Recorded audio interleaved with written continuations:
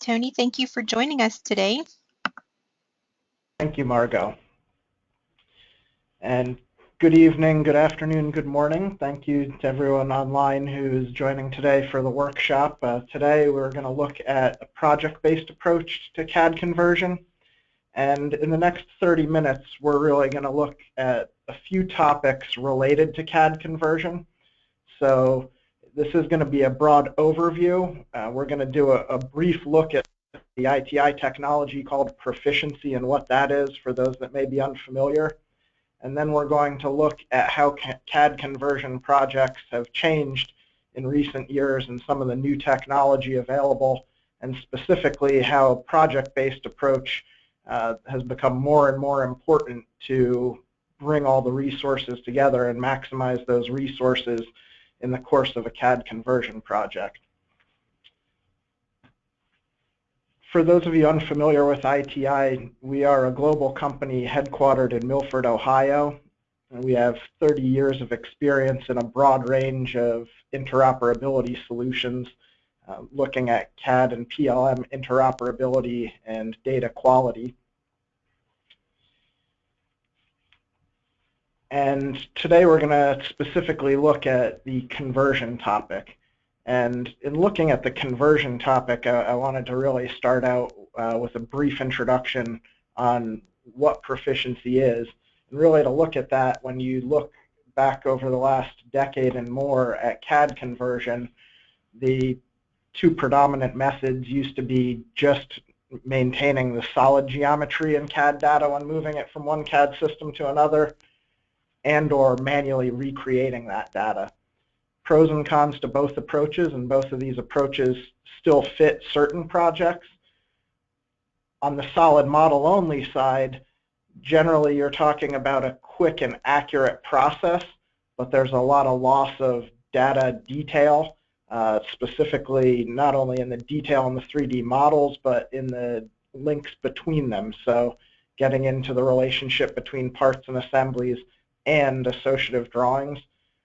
Manual remastering allows you to recreate those drawings, but manual remastering doesn't tend to scale easily. It tends to be a costly and big project when you get into large amounts of data.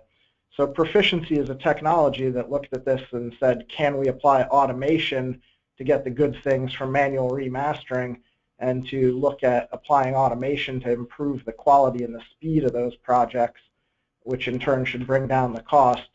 So from an automation standpoint, the idea is, can we go in and maintain the accuracy, improve on the level of detail, and maintain the level of detail in the models and in the drawings and all the links between these files?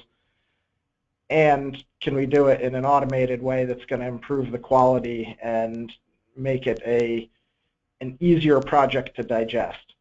Historically, this approach is a good fit for really large volumes of data. We'll talk a little more about that later today. Should we stop before we here, get into Tony? that, though, yeah, I'm curious to run the first poll. Yeah, so speaking of the size of the project, we were curious with everyone on the line, if you are planning a CAD migration project, what the scope is. We did this by items, so we have about 4 ranges here, and if you can weigh in, and we'll give it just maybe 20 more seconds, kind of give everybody a feel for where their project stacks up in relation to everyone on the line. Okay. All right, I'm going to close this and share the results with everyone.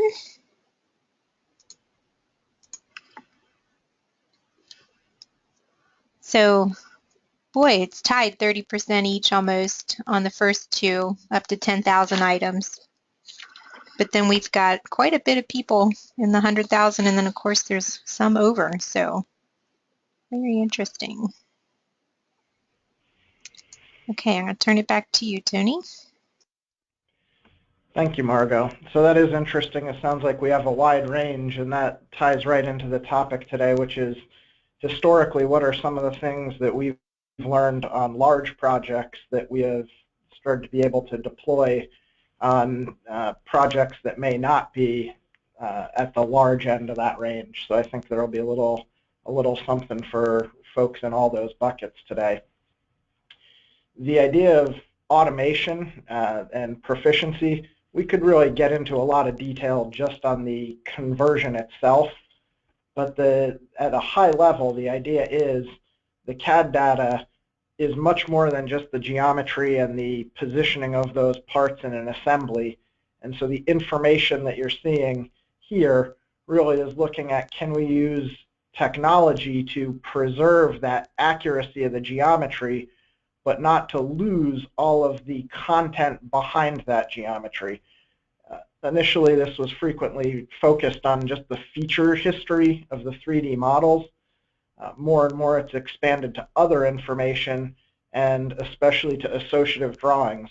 Because even though a lot of companies are on the road to looking at how to deploy model-based enterprise solutions, drawings still form a majority of the technical release documentation for products out there today. And so how to preserve that link really is an enabler to get data from one CAD system to another. And that can come up in lots of different ways. It could be a switch from one CAD system to another, or it could be simply incorporating data after an acquisition, where in order to bring an acquisition online and integrate systems, you want to move that data from their system to the CAD and PLM standards of the acquiring company. So lots of reasons why that could be required. And again, we run into everything from projects of a few hundred files up into the hundreds of thousands. It's a question of, if you want to maintain that feature history in the drawings, this is an interesting technology to investigate for that. And before I jump into the how, I'm going to show you a quick example. So this is a SolidWorks assembly here that I have on the screen. And just drilling down briefly, we can see the assembly structure and drill through that. And we can drive down to the part level.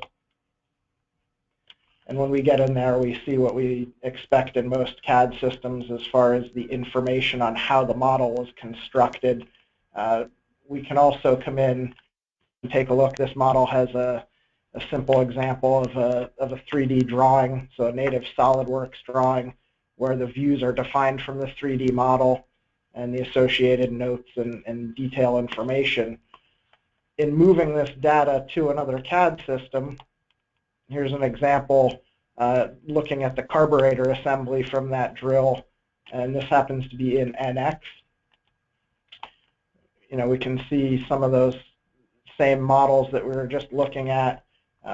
Here is the part that we just looked at the drawing for, and in NX we see that we get that same kind of content. So even though this data was converted through a tool, we maintain the sketches, the feature definitions of that model. And similarly, the drawing was translated as well. So we see a couple things in the drawing. One, we just applied a default NX drawing template, but in a lot of cases, the drawing template is something that may change according to new company standards. But the content of the drawing is there, the views, a lot of the dimensions. We see the 14mm diameter here, the 57mm length, and this is all linked together. So if I go back to the 3D model, I can double click on features. I have those dimensions, so some of the model I may want to change by feature history, just changing a value and updating the geometry. And I could go through and look at all these features, but in some cases you may want to change the model different from how it was constructed. In NX, as an example, if I wanted to change the outer profile here, I could go look for the sketch, or I could also come in and pick on the faces that I want to move. And so if I want to move this front face, this is an example of just editing the model without. So really, you don't know what the future edits may hold, But in editing the 3D model, if we go back to the drawing, we see the red X's. We have to go in and update the drawing, and now those dimensions that had shown 14 millimeters and 57 have stayed attached. So the idea is this is the default output. Preserve the intent of the 3D models, but also the linkage between the drawings. So really powerful technology. I'll be the first to say 100% of the features in the drawing may not be compatible, but a large majority of that is, and we're going to talk about how you understand that in the context of a project in your CAD data as well. So just wanted to show that brief example so that you had a feel for the type of CAD data that we're talking about in this process. And how did that happen? Essentially, it's an automated process. You start with a set of data going in.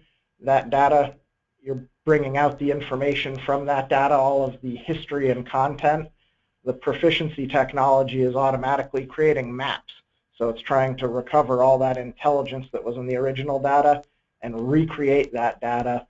And so as you see here, the intent is to take the content and the history, map it, and recreate it from one system to another. So a way to automate what largely would have been the manual process a decade ago. The other exciting change in this industry is that it's not just the 3D model, it's the drawing. So not only bringing the feature history across to enable edits, but also not having to start from scratch and redraw every sheet when a design change is required for a model that you might have transferred from one CAD system to another. So how does this impact projects? The technology is a critical piece, but whereas 10 and 20 years ago the CAD model itself was really the core, today that's a piece of the puzzle. The PLM system is a way to control and share that information, and as such, all that information, there's a lot more that goes into it than just a 3D model. So the idea of taking everything that we've learned over the years in these projects with software, how can we package that and understand how to deploy that quickly and repeatably so that you can use a tool like that in an environment that may be different from one company to another depending on the CAD format, depending on templates and things like that. So the project approach we take is first to understand the technology, demonstration phase, get a baseline of what's possible, and then if it looks like it might be a fit, an assessment phase. The technology is interesting, but what does it mean with your CAD data? What could be unique? What could be standard? How do we expect it to work in your CAD system with your CAD data? And what can be configured there? So solution development could just be configuration, some things that may be unique in your environment, or it could be finding things that are enhancements that we want to put right into the automated process. Regardless, that's a roadmap to a deployment, the actual production project, and the execution of the conversion. So this process, no matter how big or how small, we follow this process. So if it's a few hundred parts and a small job, this process is very compact. If it's several 100,000 objects coming from one PLM system to another, this is a much more complex project to discuss. One of the key technologies that we use in the assessment phase is an auditing strategy where we go and take a very detailed look at the input CAD data to the process. So it's not simply a what works well and what doesn't. You really, in order to answer that question, nobody can get, you can get a bulleted list. I can tell you what are challenging areas, but the big question is what are the challenging areas that are going to impact your data? And running the auditing process is a method to go in and get analytic data. This image shows you a distribution of all the kinds of feature content found in a large volume of 3D parts. And we can go in and look at this and now understand what we know works well look at a predictive result of saying, okay, this set of geometry is a good candidate and maps cleanly from the CAD system you're in to the one you want to go to, and we know that we can put a statistical number on how predictable these results are. The important thing is that that prediction, one, pushes to accurate geometry. So when we say percentage of features, we're really getting into a lot of fine detail. At the end of the day, though, we're looking to put a solution in place that from a 3D side gives you 100% accurate results, regardless of whether you have concerns with compatibility, garbage in, garbage out, any of those kinds of things that can affect a process. And so this is a real example from one of our projects where, looking at the audit data, predictive rate of 100% of accurate geometry with 87% having their full feature history. So what does that mean? That means for this specific project, we expected for 3D parts that 7 out of the 8 parts would have the correct and complete feature history. So only 1 out of 8 parts would have things that might be incompatible, and in those 1 out of 8, we would still get the geometry right, even if the feature history was something that was a challenge. So this is a really powerful way to structure and understand and really drive the rest of your project schedule, because this is what's going to tell you how you're going to meet acceptable levels for the data that comes out the other end. Lets you set up processes to look at the man hours that you're going to deploy on this project, where they should be deployed, how they can be forecast, and are you on track. So a really critical part of the project execution that comes up front as an assessment. Should I interrupt here, Tony? We can do one more poll, our last poll. We have got one last question for everybody that kind of ties into this.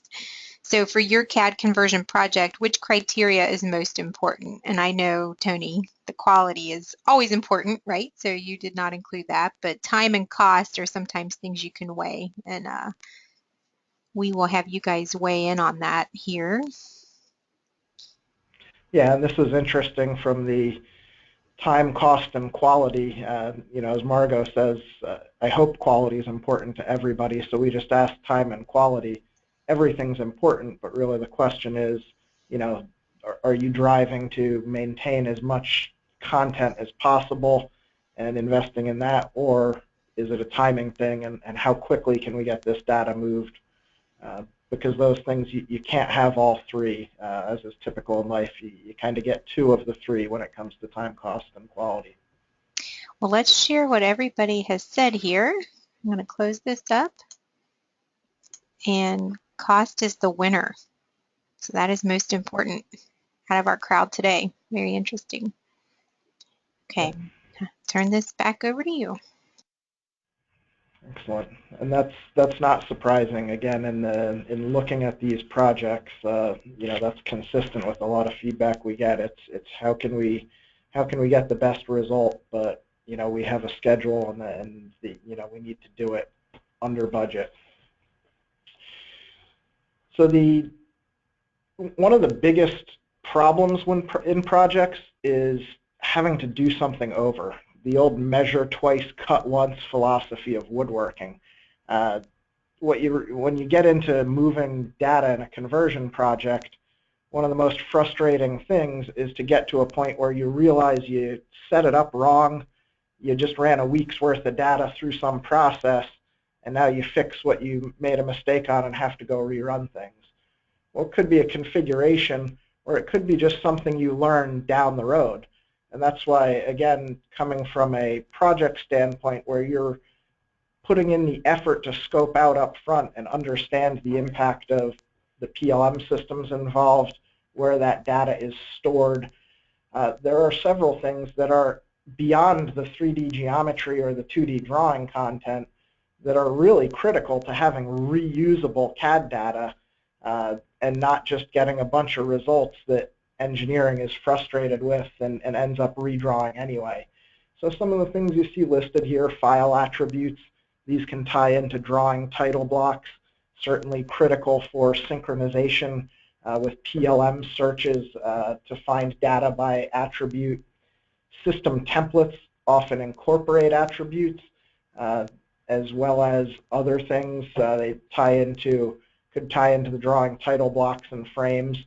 Often this is a case in a conversion project where you're not trying to maintain. Typically on the projects we're working on, you want to put an intelligent title block in your new CAD system's standard default that fills out intelligently. You don't want to snapshot the old title block. So again, good examples where you want to preserve the intent of the drawing, but you want to repurpose it based on the tools and the best practices and the automation that you have in the new CAD system. Multiple CAD drafting standards, even though you might have done ISO standards in your source drawing and in your target, the chances of all those default drafting settings being the same in two different CAD systems is pretty small. And when you're recreating drawings, obviously recreating them according to the new standards, you want it to look like native data. You don't want to have to go in and touch all that to go in and clean up things when it's unnecessary. Renaming issues and model reuse. Again, this is something that, especially when you get into acquisitions and bringing data together, do you have duplicate naming issues that need to be resolved in the CAD model level? These are complex questions, easy to put down in a bullet, but how do you handle these in a project?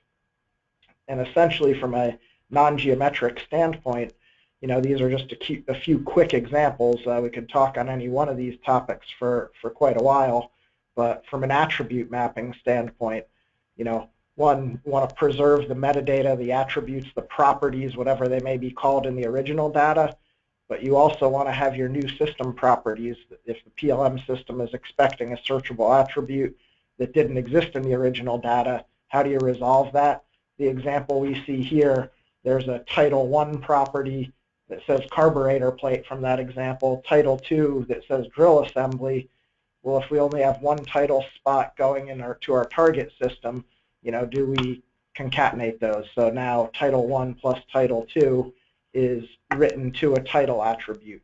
So it's much more than just mapping. It's having the flexibility to take out-of-the-box rules and configure them based on things that may be different from business unit to business unit as far as metadata and content like that. Another quick example is automated file renaming. So taking file naming pairs, instead of just taking a what you see is what you get, the original name stays the same in the new system. If we want to rename according to a new part numbering scheme or clean up the file naming, that can be done just by driving name value pairs, and that can feed in and be automatically incorporated into the CAD conversion so that doesn't have to be handled separately as a post-processing task, which again can be quite cumbersome when you get into the relationships between files and drawings and parts and assemblies, etc. And finally, to wrap a sample, this is just a quick view of a typical project, and what this really highlights is not only does the project approach take little digestible chunks of time up front in the assessment phase to set up a correct and predictable conversion, but also, how can we set it up so that we then have a just-in-time plan to use the software just for that period of time where you need to. So, for large companies that may have multiple conversions, they may be interested in buying software to deploy across multiple businesses and multiple projects. But for a lot of migrations, it's a couple thousand files and we're done.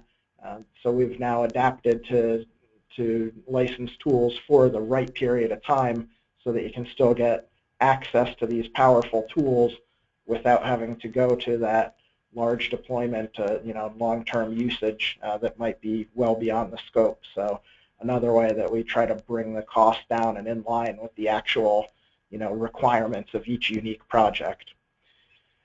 So with that said, we can take some questions. We are bumping right up against the 30 minutes. I do appreciate everybody's time. I'm happy to stay on for as many questions as we have. So Margot, do we have any We do. questions? We do have some coming in. Someone asked, does Proficiency support older versions of CAD software formats, for example, Pro E Wildfire 3 for conversion into the newest version of another CAD software? Yep, so we try to support at least 3 versions of the CAD system. So we do support older versions, and when you're talking about bringing, older versions through, that is definitely something that we're able to do. So to answer a specific question, I'd have to get a specific version, but in general, the answer is yes. Okay. Someone asked, could we bump back to slide 10 real quick? Maybe you can do that while I ask you another question. Can't remember which one that was. Oh, yeah, so this, the person asking may be interested in this. And one thing to point out is we highlight here geometry and assembly. You can get that in quite a few translators, but everything above that's really what makes Proficiency unique. Yep. And if you could go back one more slide, sorry. Someone was just wanting to capture this. Just so you know, too, we will be sending these slides out afterward. This gentleman has a question about PMI and GD&T. So you go ahead and shoot that over to me. Shoot me your question. In the meantime, let me ask you one more. Someone wanted to know, does the auditor identify quality problems? It can definitely find some quality problems, but part of the assessment process is also to run a subset of data through the process in parallel to the auditor. So the auditor is very good at rapidly pulling out statistical information about the problem, about CAD files, and there are some examples such as suppressed features, which are good statistical details.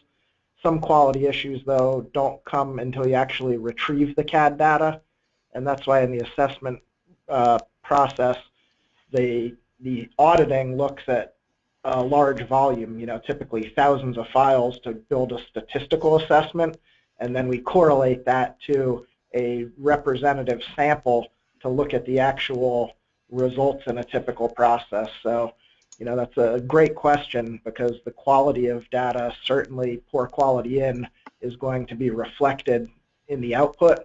And so that's very much a part of using both the auditor and doing some test full runs to identify and predict all those types of quality issues. Okay, great. Someone asked too, or actually, I'm going to go back to the gentleman that was wanting to see this slide. One of the things that we miss is the GD&T, and they're not even available on 3D versus drawings. So can you talk about GD&T, Tony? Yeah, GD&T, can mean a lot of different things. So that's something that, I'd want to be careful with blanket statements because GD&T, are we talking about GD&T on the drawings? There can be old GD&T on 3D models that really isn't what is considered the modern approach. When you're talking about a model-based definition, there's a lot of functionality that is well beyond G&T to capture the full, you hear the term PMI, product manufacturing information. So really that's a wide open question. That information can be migrated. In a lot of cases, the majority of the actual GD&T that we see typically is still in the 2D drawings, but the methodology, can support the migration of that. So it's definitely something that is worth digging into to understand a little more clearly, what specific GD&T you're looking to preserve. There is someone that asked specifically, does ITI have direct translators for conversion to AP 242 from major CAD systems, especially with the PMI data?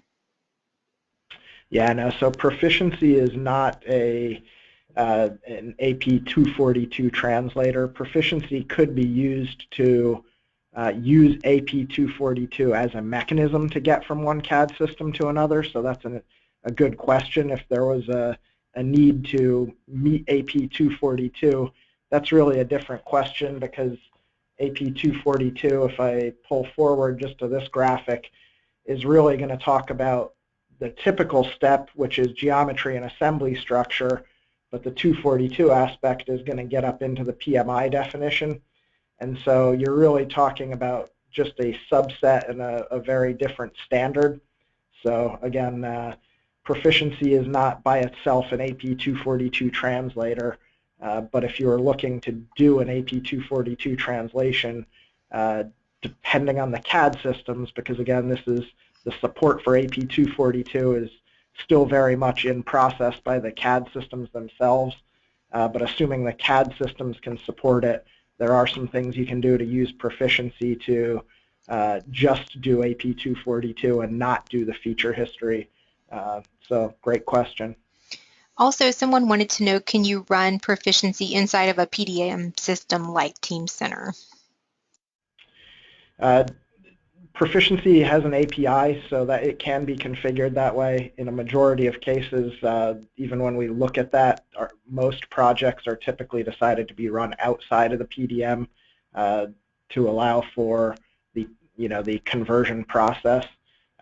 So there is the ability to configure it to do that, but a majority of our projects, after evaluating that, the choice is usually to extract the data, convert it, and load it.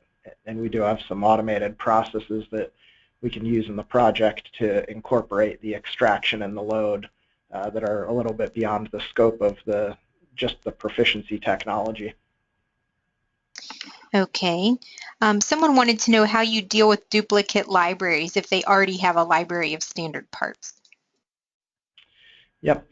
So we support the mapping to existing parts. So if you have, using the example we had today where we went from SolidWorks to NX, if you already had a library of hardware in NX that had a different naming convention, we could simply put a map in place that say, this part number in SolidWorks maps to this existing NX file, and in that case we would just reuse the existing data instead of translating that part at all. So we do have the ability to create a map to resolve those libraries. And if that doesn't exist, we also have the ability to recognize common parts. So if you're doing a big project and library parts are migrated up front, then when you run assemblies, it doesn't retranslate everything. It checks and makes sure that if a part's already been run, it uses the single copy of the part rather than recreating common parts over and over. So a couple ways we can handle that depending on what the project requires.